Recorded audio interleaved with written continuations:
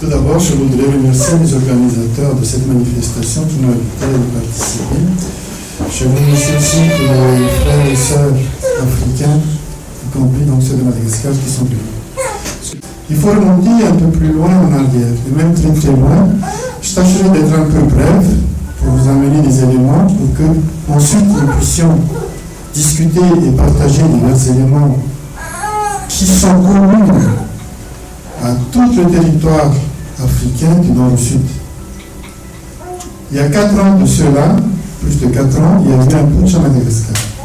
Notamment par rapport à des médias mensonges qui se sont faits au niveau de Madagascar. Il y a même des vidéos dans lesquelles on peut voir des députés, des sénateurs qui déclarent ouvertement de quoi va-t-on faire, qu'est-ce qu'on va faire pour accuser le Balman de forfaiture et de mensonges. Cette période du 26-29 janvier, qu'on appelle la période du lundi noir, parce que le ciel malgache était rempli de fumée dû aux manifestants qui ont dévasté des magasins, qui ont dévasté des bâtiments publics, qui ont surtout dévasté des éléments de communication, c'est-à-dire la télé, la radio. Lundi noir qui en fait est le début du commencement d'une longue période chaotique sur Madagascar.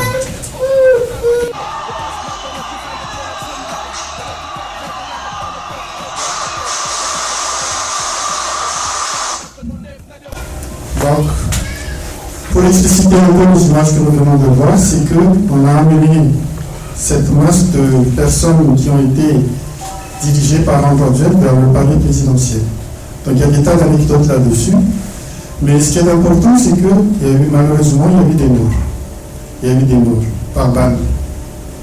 Et dans ces tirs par balle, ceux qui l'ont constaté, il y a même une partie de l'armée qui a sorti une déclaration dans laquelle les balles qui ont tué, la plupart étaient tirées de derrière les manifestants. Il y a eu des témoignages qui ont montré aussi que dans la foule par derrière, il y a eu des explosions de grenades qui ont poussé la population vers l'avant, c'est-à-dire vers la ligne rouge. Il faut remarquer que tout palais présidentiel a 3 lignes rouges avant d'atteindre le palais. Ici, on ne connaît pas comme ça à l'Élysée.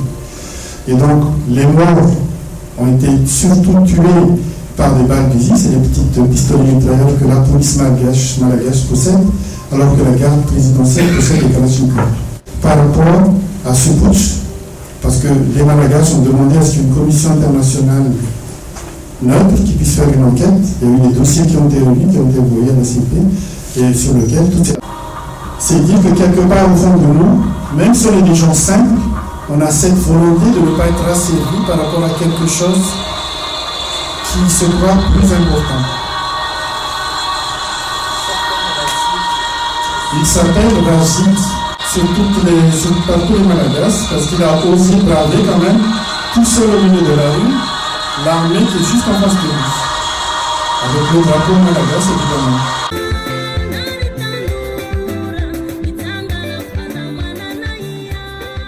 Et je pense qu'à l'occasion, vous pouvez toujours poser des questions pour savoir quelles sont les solutions qui sont proposées pour qu'on puisse sortir durablement, je dis bien durablement, mais pas simplement avoir une solution de pirouette pour se tirer d'affaire.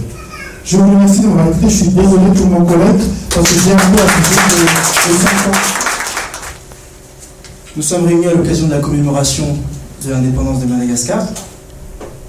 Et cette année particulièrement, à la lumière de la profonde crise que traverse la Grande Île, la commémoration de l'indépendance est un moment particulier. Alors, particulier pour les Malgaches, bien sûr, mais pas seulement. Alors, j'ai préparé une rétrospective. En janvier 2009, André Adzouin, à l'époque maire de la capitale Antananarive, dans le but de prendre le pouvoir, organise une manifestation antigouvernementale qui dégénère en une série d'actes de déstabilisation de la République malgache, pillage et émeute. Le 31 janvier 2009, André Rajoelina s'autoproclame en charge des affaires du pays.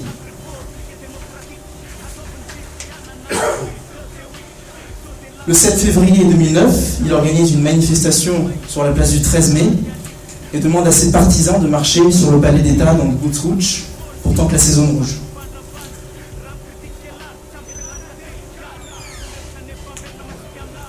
Le 11 mars, des militaires proches de Rajoelina forcent le chef de l'état-major à démissionner. Le 16 mars, une frange de l'armée ralliée à Rajoelina investit les bureaux de la présidence pour précipiter le départ de Marc Ravalomanana, retranché dans le palais présidentiel en banlieue de la capitale. Contraint à l'exil, Marc Ravalomanana rejoint l'Afrique du Sud, tandis qu'André Rajoelina se proclame à la tête d'une haute autorité de la transition qui ne devra pas excéder 24 mois. Immédiatement, l'Union européenne qualifie de coup d'État cette prise de pouvoir, tandis que les États-Unis jugent le transfert du pouvoir non démocratique. L'Union africaine suspend Madagascar de ses instances, de même que la communauté pour le développement de l'Afrique australe. À Madagascar, des milliers de partisans se lèvent spontanément pour réclamer le retour de l'égalité à travers le retour de Marc Ravalomanana. Ici une photo de la marche du collectif GTT en 2009, donc, qui a rassemblé 5000 membres de la diaspora. En juin 2009, Amnesty International révèle des graves violations des droits de l'homme et des conventions internationales. Le 5 septembre, Amnesty International fait part de sa préoccupation vis-à-vis des rapports qui ont indiqué qu'un citoyen malgache a succombé à ses blessures pendant sa détention. En août 2009, Marc Ravalomanana et les autres forces politiques du pays signent l'accord de Maputo qui établit les bases d'une transition neutre, inclusive et consensuelle.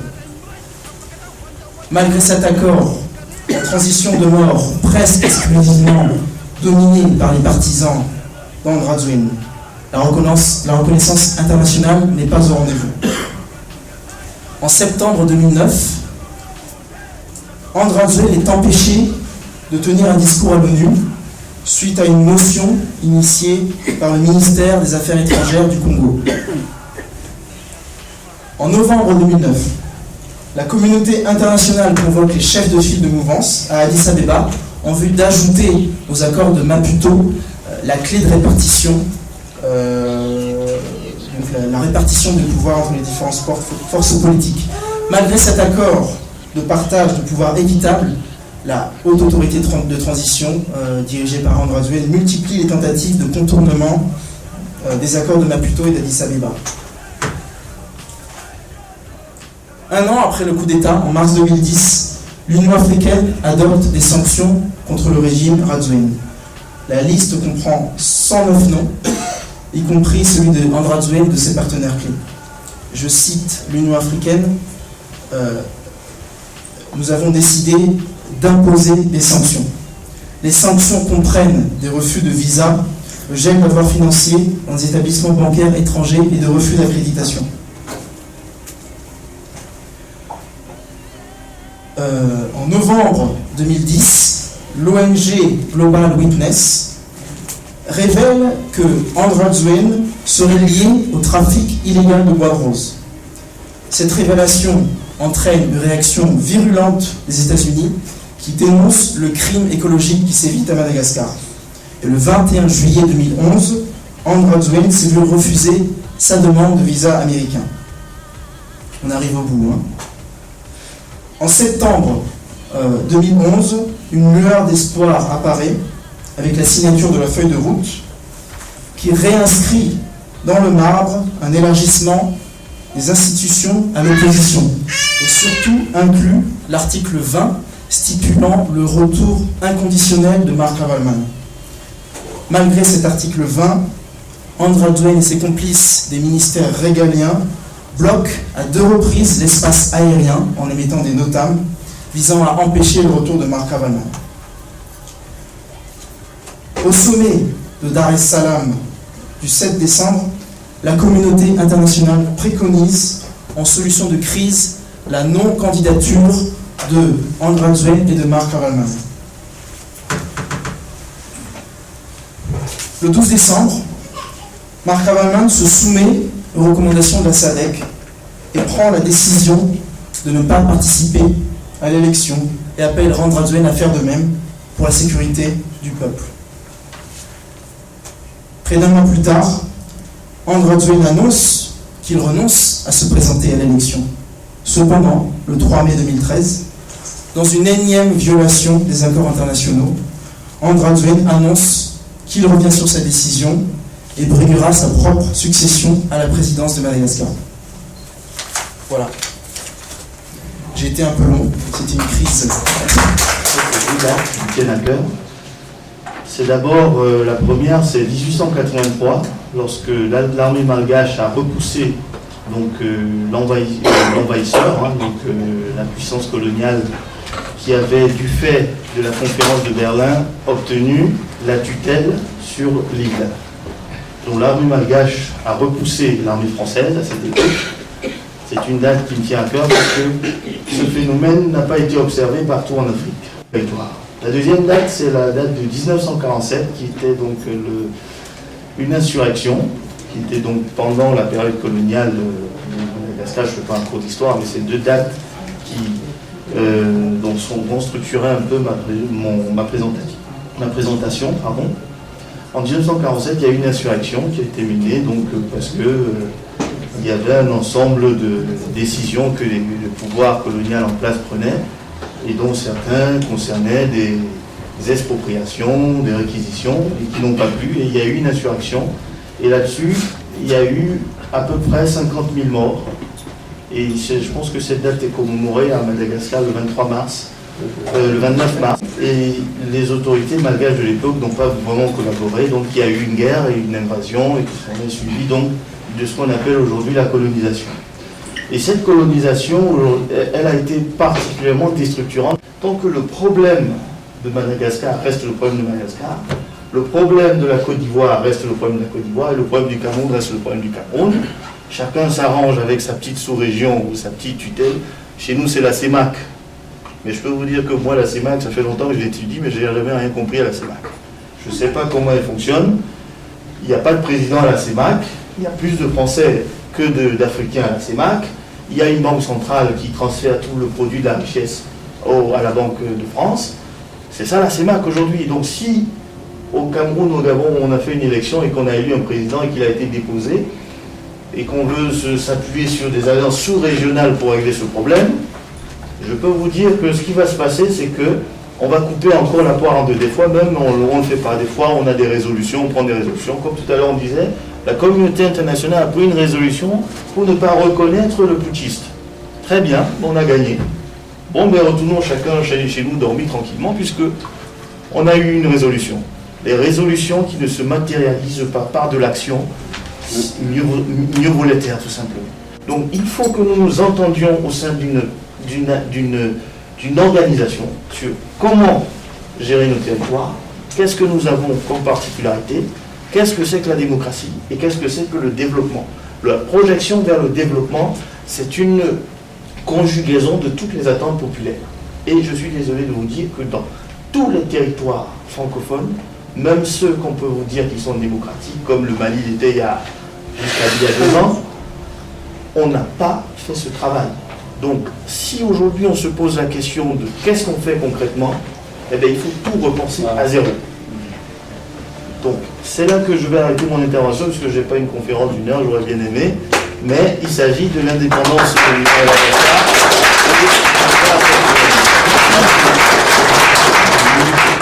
Bonsoir à tous. Je remercie les organisateurs de cette belle cérémonie. Je remercie particulièrement Annie et son dévouement.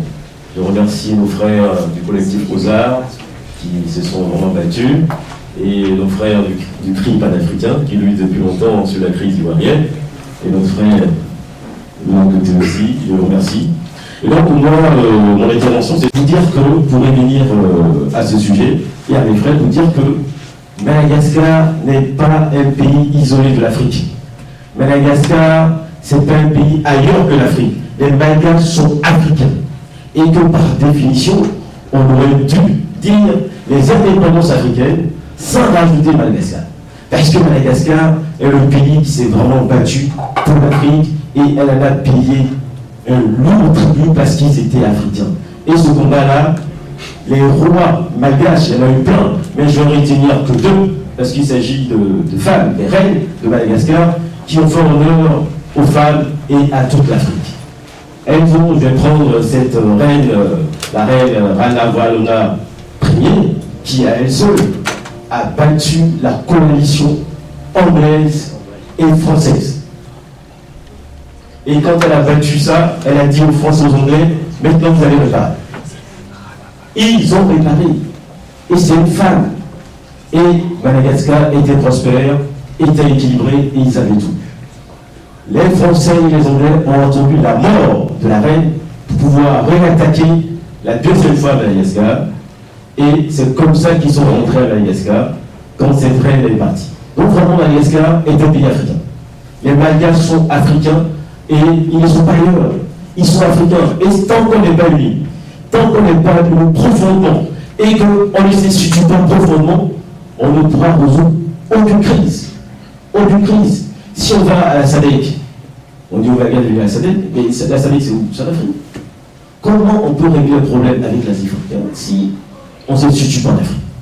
Il faut vraiment. Et là, c'est une scène que je donne. Je passe souvent dans les radios malgaches et je le dis, si l'Afrique n'est pas unie, si Madagascar, qui a été le fleuron de l'Afrique en termes de stratégie militaire, j'entends, c'est les flottes. Les flottes européennes arrivent et une dame, une reine, elle stoppe les flottes européennes. Et elle gagne. Mais c'est formidable. Mais après, la vengeance a été terrible. Les Malgaches ont payé terriblement l'indépendance. Il y a eu des morts. Il y a eu des morts, comme il a dit, en 1947. Mais avant 1947, il y a eu des morts en 1996 avec les troupes de Gagné qui a rasé pratiquement Madagascar parce qu'ils étaient africains. C'était pas autre chose. Donc, je veux vraiment que mes frères malgaches se situent vraiment les pieds en Afrique pour que nous soyons unis. Et grâce à cette union-là, nous pourrions maintenant dire ce que nous voulons. Nous pouvons construire ensemble. Quand il y a un problème à Madagascar, nous prêchons tous. Nous sommes tous malgaches. Quand il y a un problème en Côte d'Ivoire, nous sommes tous ivoiriens. Les conséquences, ça veut dire quoi? Il y a deux possibilités. La première possibilité, c'est ce que la reine de Madagascar a fait, c'est de défendre ces terres avec les armes. L'indépendance ne se donne pas. L'indépendance ne sortira pas. L'indépendance ne se prendra pas. Ça n'existe pas. Pour être indépendant, il faut défendre ces territoires. Et ça, les Malgaches ont fait avec fierté, ils l'ont fait pour toute l'Afrique et pour toute l'humanité. D'ailleurs, on n'en parle pas souvent, mais ce sont des femmes. La plupart du temps, quand on parle des femmes africaines, c'est souvent anecdotique. On parle d'excision, on parle de maltraitance. Mais voilà, une reine qui, à elle tout seul, arrive à mettre un stop à des armées qui étaient très puissantes parce qu'ils dominaient les mers, ils battaient tout le monde. Ils arrivent à Madagascar ici. Donc vraiment, mes frères, si j'ai vraiment quelque chose à dire, c'est vraiment de faire en sorte que nous nous retrouvions, que nous soyons ensemble et que nous ne soyons pas divisés. Les pays africains de l'Ouest et du Centre, on leur dit qu'ils sont pauvres. Alors quand vous regardez au président public français, nos avoirs donnent tout notre argent ici, y compris l'argent de Madagascar, qui sont ici, et on vous dit que vous êtes pauvres, mais en réalité vous êtes un peu riches, puisque votre argent est ici. Donc si on était indépendant, comme l'a prouvé l'Algérie, mais ce serait de dire, mais écoutez, quand vous dites qu'on est pauvre, donc ce qu'on aurait vous demander, on se retire de la Banque mondiale, on se retire de l'ONU, on se retire de la communauté internationale. Donc on va d'abord s'organiser entre nous, et une fois qu'on est organisé, on verra. Et entre-temps, vos bases qui sont à Diomasia, Madagascar, partez, puisque on va s'arranger entre nous. Les bases qui sont en Côte d'Ivoire, il faut qu'ils partent, on va s'arranger entre nous. Et toutes les bases qui sont ailleurs doivent partir. Une fois que ces bases-là sont parties, vous allez voir que les Africains vont rayonner. Ils vont rayonner parce qu'ils sont en réalité les plus riches. Donc l'indépendance, il n'y a pas de contrat dans l'indépendance. Donc tout ça pour dire que je remercie encore nos frères malgaches pour cette organisation qui est formidable et que l'indépendance est un processus interne. Que personne d'autre ne viendra nous libérer, nous devrons nous libérer nous-mêmes. Je vous remercie.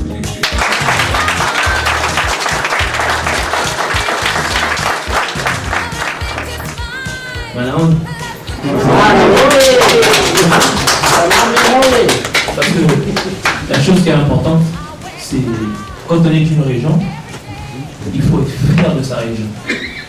Donc quand on est malgache, on parle malgache.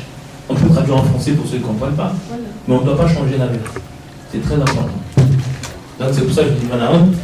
Vous voyez, il sort. Moi, je suis africain. Ah, je me lève parce que j'aime bien parler de vous. Je fais partie du mouvement Ourou. Qui veut dire liberté.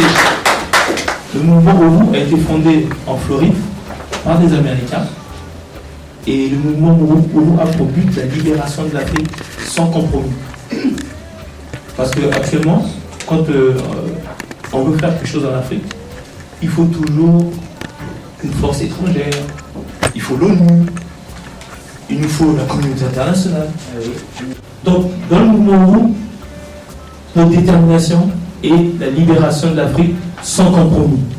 Nous devons savoir qu'une Afrique unie est le seul moyen, comme l'a dit mon prédécesseur, est le seul moyen pour aujourd'hui être libre.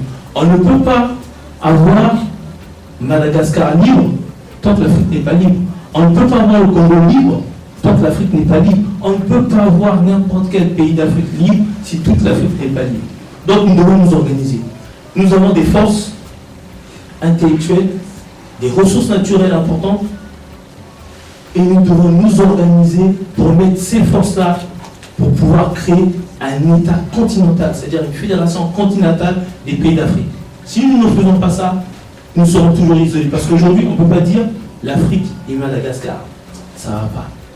Ça ne va pas du tout. Parce que quand on regarde la carte de l'Afrique qui est là, vous avez l'impression que Madagascar est quelque chose qui n'appartient pas à l'Afrique. Ça ne représente pas l'Afrique. Parce qu'il manque quelque chose. Il manque quelque chose là. Ça représente l'Afrique. Parce que Madagascar est là. Et ça, c'est une partie de l'Afrique. Il faut se le dire dans la tête. Parce que si on n'est pas convaincu dans notre tête que nous sommes africains, que nous avons un destin commun, que nous devons nous battre, nous mettre nos ressources naturelles, intellectuelles, pour que le combat d'aujourd'hui, on ne le laisse pas à nos enfants. Nous ne devons pas nous dire que oui, dans 50 ans, peut-être, on s'en sortira. C'est maintenant qu'il faut le faire. Parce que ce combat-là ne doit pas être laissé à nos enfants. Ça serait égoïste de leur laisser ce combat-là alors que nous sommes là.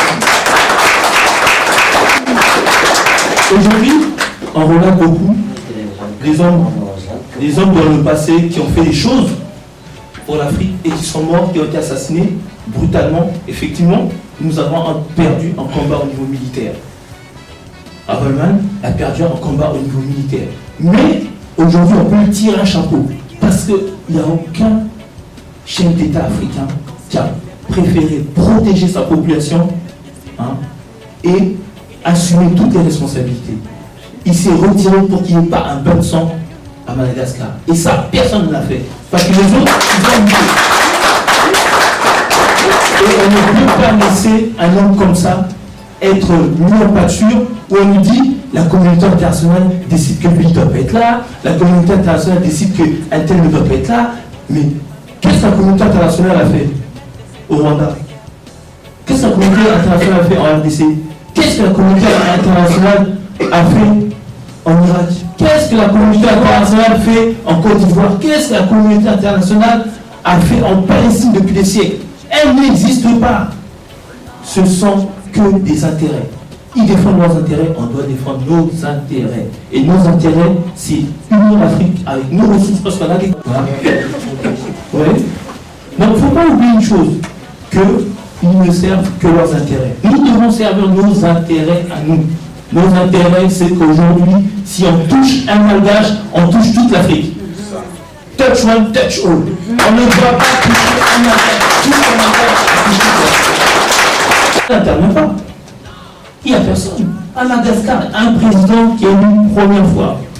suffrage universel. Il est élu par le peuple. Il est élu une deuxième fois. On n'attend pas les élections.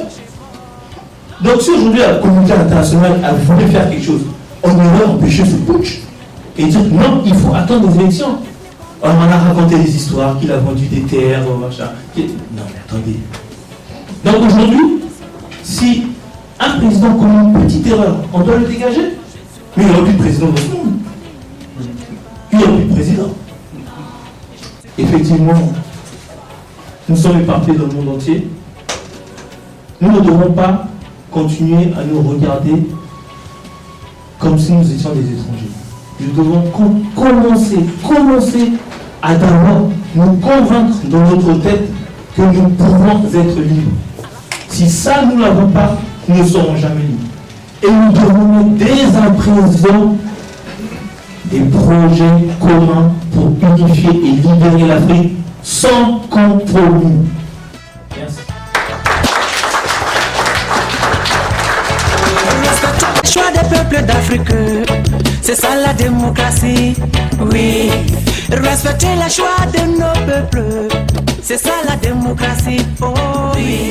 Nelson Mandela, le choix des peuples d'Afrique, c'est ça la démocratie, oui. Respecter le choix de nos peuples, c'est ça la démocratie, oh oui. Nelson Mandela, le choix des peuples d'Afrique, c'est ça la démocratie, oui. Respecter le choix de nos peuples, c'est ça la démocratie, oh oui.